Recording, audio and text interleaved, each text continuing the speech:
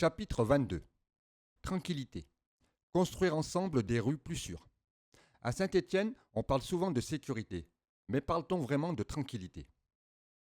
Afin de désengager l'État de ses responsabilités et faire des économies sur le dos des collectivités, les différents gouvernements successifs cherchent à faire porter aux polices municipales des missions qui ne sont pas prévues dans le cadre de leur emploi et pour lesquelles elles ne sont pas formées, les mettant ainsi en danger.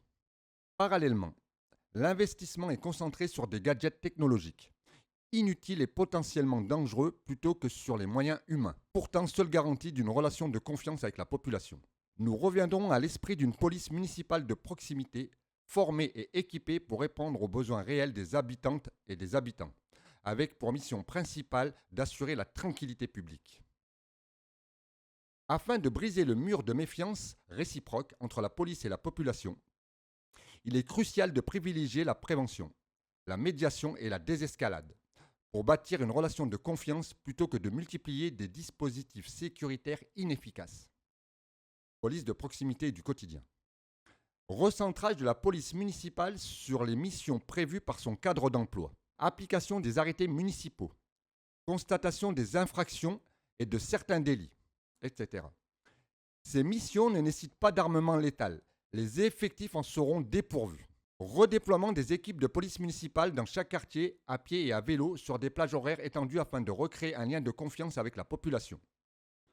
Réouverture d'antennes de proximité en profitant de locaux vacants ou désaffectés.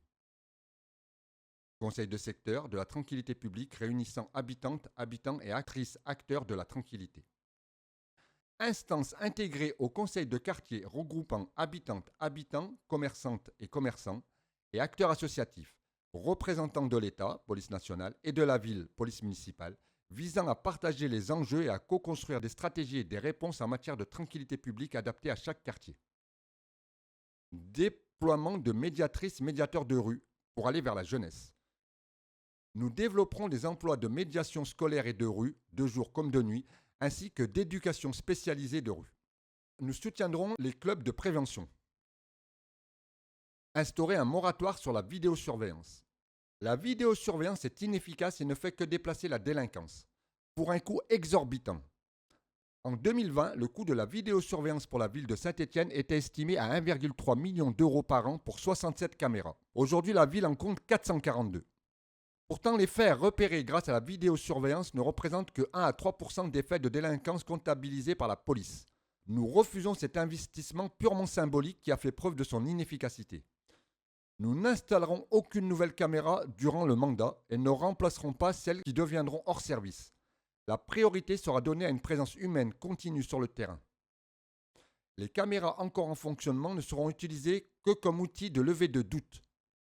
Nous refusons par ailleurs toute utilisation d'outils algorithmiques et de reconnaissance faciale qui soulèvent de graves enjeux en matière de liberté fondamentale. Formation renforcée des agentes, des agents de la police municipale à la désescalade, aux questions de genre et aux enjeux de santé mentale, notamment sur l'amélioration de l'accueil des personnes LGBTQI+, afin de garantir la connaissance des critères de discrimination liés à l'orientation sexuelle et à l'identité de genre. Une attention particulière sera portée aux personnes trans, notamment concernant le respect de leur état civil et de leur identité de genre, mais aussi sur les enjeux de la santé mentale, car plus de 30% des interventions de police concernent des personnes en crise psychiatrique ou en détresse psychologique aiguë. Lutter activement contre la violence routière. Réduire la place de la voiture dans l'espace public et aménager la voirie pour limiter les excès de vitesse. Renforcer les contrôles en lien avec la police nationale. Lutte contre les addictions, dont le protoxyde d'azote. Campagne de sensibilisation aux dangers des produits stupéfiants dont le protoxyde d'azote et articulation avec la police nationale en matière de contrôle.